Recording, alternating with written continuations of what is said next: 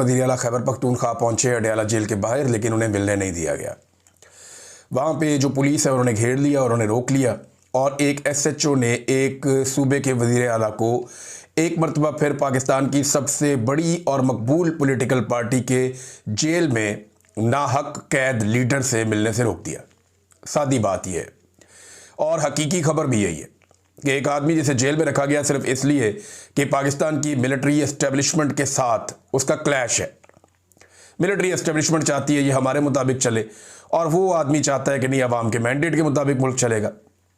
अब उस आदमी को उठा के जेल में डाल दिया। वो पाकिस्तान का सबसे मकबूल आदमी है, लेकिन इसके बावजूद पाकिस्तान की अवाम ने उसकी जमात को जितवाया। तो बड़ी मुश्किलों से उन्होंने एक सूबे में अपनी हुकूमत हासिल कर लिया। वहां जो वज़ीर आला है उसे मिलने की इजाज़त ही नहीं दी जाती जब तक कि वो कंप्रोमाइज़ नहीं करता। यानी एस्टेब्लिशमेंट ने जिद पकड़ी हुई है, तुम हमसे आकर मिलो, हमारे दरवाजे पर हाजिरी दो, फिर हम तुम्हारी मुलाकात करवाते हैं इमरान खान से। सुहेल अफरीदी कहता है जी ऐसे नहीं होगा, मैं इमरान खान साहब से मिलूंगा, जिससे वो मुझे कहेंगे उससे मिल लूंगा, क्योंकि मैंडेट उनका है, फैसला उन्होंने करना है।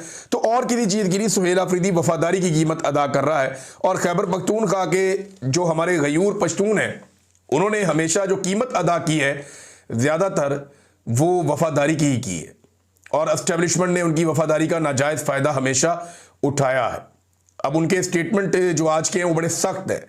अगर आप एक दिन पहले का इमरान खान साहब के ट्वीट उठाकर देखें और आज के सुहेल अफरीदी के बयानात उठाकर पढ़ें तो आपको आइडिया हो जाएगा कि ये मामला कितना गर्म हो गया।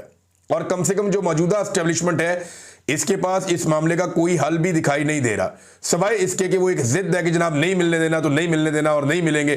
तो ये एक जिद है, इससे फर्क कोई नहीं पड़ेगा, इससे सिर्फ आपके कपड़े उतरते जाएंगे और एक एक करके आप नंगे होते जाएंगे। सुहेल अफरीदी ने क्या कहा था ये सुन लें आप। कोलेटरल डैमेज में पहले तो उन्होंने बात की, क्योंकि बहुत सारे लोग इस पर बहुत उछलते हैं, कुछ दानिश्वर भी हैं, कुछ टाउट्स भी हैं, कुछ सियासतदान भी है। कोलेटरल डैमेज को वो कहते हैं जी कि ये ठीक है, इसको जस्टिफाई करते हैं। क्या फ़र्क पड़ता है गरीब मर गए तो, पश्तून मर गए तो? इनके घरों के लोगों को अगर मार दिया जाए कोलेटरल डैमेज में तो इनको कैसा महसूस होगा? सवाल तो ये है ना पूछने वाला।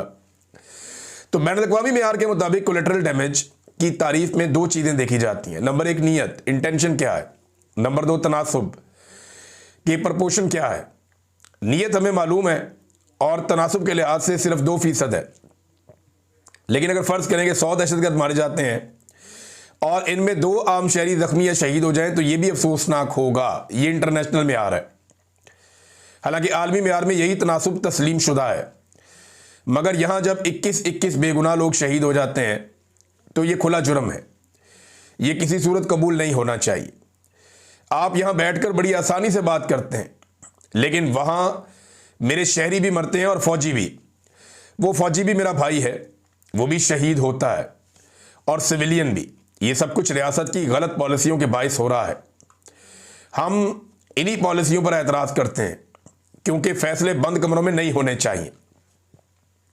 जिन इलाकों खासतौर पर खैबर पख्तूनख्वा में ये मिसाइल पैदा होते हैं वहाँ के स्टेक होल्डर्स को एतमाद में लेना ज़रूरी है। जब आप फौजी ऑपरेशन की बात करते हैं तो क्या आपको एहसास है कि इसके ज़ख्म कितने गहरे होते हैं? मैंने वो दुख खुद झेला है। मैंने अपने ख़ानदान के 10-10 अफराद की लाशें अपने हाथों से उठाई हैं। हम जब अपने शहरियों की लाशें उठा रहे होते थे तो ऊपर से हम पर फायरिंग की जाती थी। हमने अपनी मसाजिद शहीद होते हुए देखी हैं, अपने उजड़े हुए घर देखे हैं, अपनी बहनों बेटियों को बेबसी की हालत में देखा है। कबायली औरतें जिनके बाल उनके भाइयों ने भी कभी नहीं देखे थे, उन्हें नंगे सर और नंगे पाँव घरों से निकाला गया। हमने वो वक्त भी देखा जब सिक्योरिटी फोर्सेस हमारी मसाजिद में कुत्ते बांधती थीं।